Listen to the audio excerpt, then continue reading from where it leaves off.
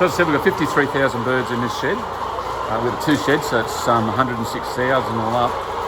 And when we're at peak of lay, we're getting about 100,000 eggs a day.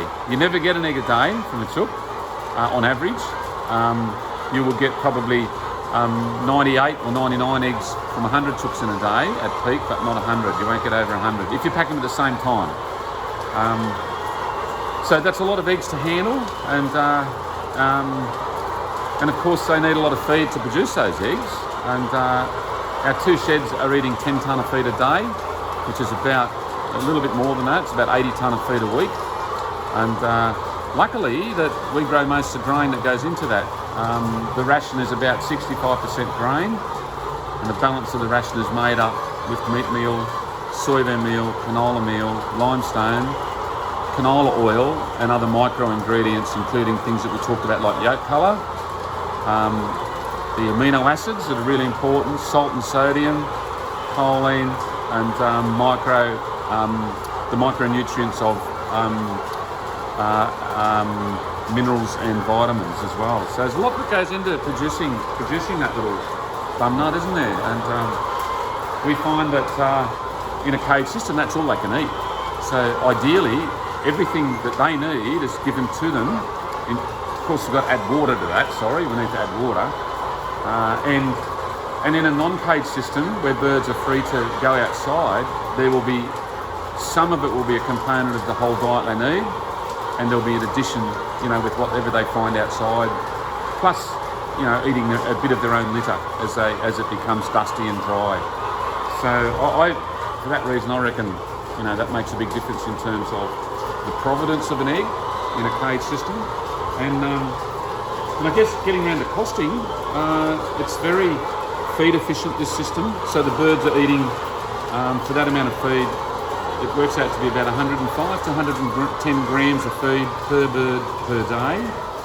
Before we had this system, where it's insulated and air conditioned, and in the winter we can actually keep the birds at 20 plus degrees as well. That's just as important, because as soon as a bird gets cold, it has to eat more to maintain its metabolic temperature and rate. So in this system you actually get massive feed savings because the birds aren't exposed to being cold. On the other end of the scale, as soon as birds get hot, above about 27, 28, 30 degrees, but that's well inside 40 or 45 degrees that they can get to if they're exposed to the elements. As soon as birds get to about 30 degrees, they stop eating as much. And as soon as they stop eating as much, egg size decreases. The first thing that happens is, instead of your 800 grams, you get 600 gram eggs. And then your rate of lay starts to decrease. And then the next thing which you don't want is your shell quality starts to decrease, because all those things that I've been talking about are out of balance. And then you've got real production issues in terms of selling your product, as the integrity decreases. In terms of staff, we've got 4 staff on most days, and the additional staff we have here on top of that, if we're taking the manure out on those 3 days, or the cleaning. The cleaning doesn't have to happen every day, but the bird inspection does. And people need to be trained as to what they need to do and how they need to do it. Very important if there's a dead bird, and we probably get, on average, about probably 1/3% mortality per month. It's really quite low. In the old systems, it was as high as 1% a month, or 12% per year. We get about 4% maximum over the life of the flock in this system. And so again, you're talking about pros and cons of the different production systems. Lower mortality is directly related to a cage production system. The 2 things that we completely eliminate in a cage production system is smothering and cannibalism. So in an open system, if we had 50,000 birds in here in an open system, you get your aggressive birds, and behaviour is a real issue.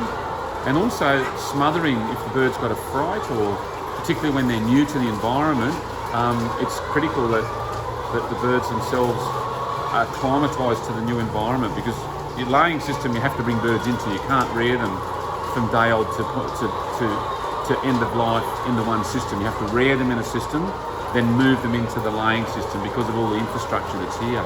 Yeah. So it's a pretty complicated industry in ways, but yet when you unpack it all, it makes a lot of sense. Yeah, and there's a lot of diversity for jobs. Like you can, be in the sheds doing the animal health with the chooks. You can be handling eggs. There's so much diversity. In the feed mill, in the pullet rearing, the cleaning, the composting, and in an integrated and diversified farm like ours, you've then got the grain growing as well. So it's great having a feed mill on site. It's great rearing your own chickens, and we find the big benefit of that is our biosecurity levels are able to be kept at the maximum. Our risk of a disease incursion from other infected flocks around the country, or from the avian influenza virus, is really quite low.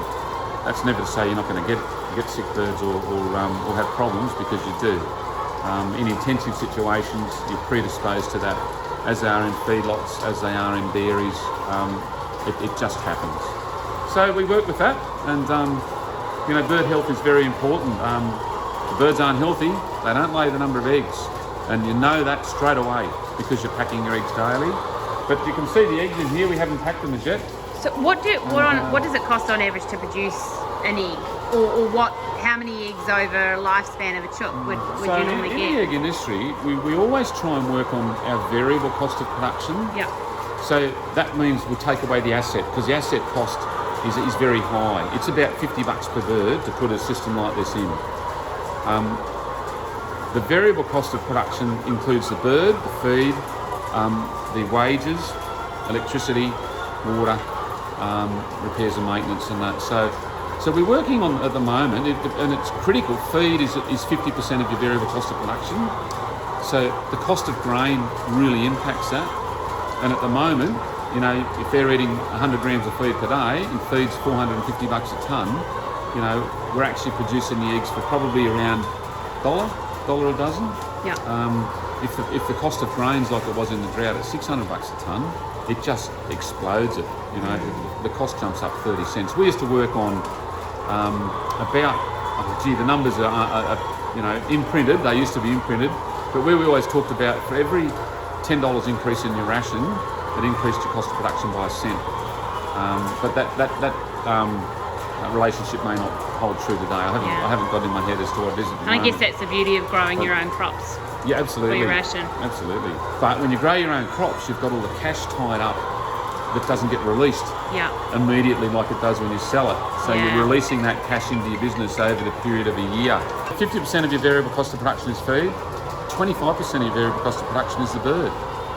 And the birds themselves, we can reduce that a little bit because we rear the birds.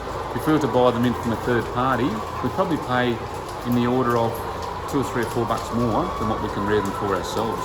And one of the big differences is we've got bugger all freight, because birds only come from there to here. We've got our own cages and our own teams, so it's really labour for us to move them. There's no fuel or diesel or having staff 200 kilometres away from loading to unloading. And the other thing, of course, is that when you rear the birds yourself, you control it. You control all their vaccinations, you know their body weights, you know what the birds are like, and you know if you've got birds that haven't been well, that you're going to get a problem, and work with that and say, well, we understand why the birds aren't laying as well as a flock normally can, rather than getting a bad flock and saying, what the hell's wrong with these? Why didn't the grower tell me that that the birds had an issue, or they had cannibalism or whatever, So we know that we're getting them, and we know and understand the status of the birds when we get them.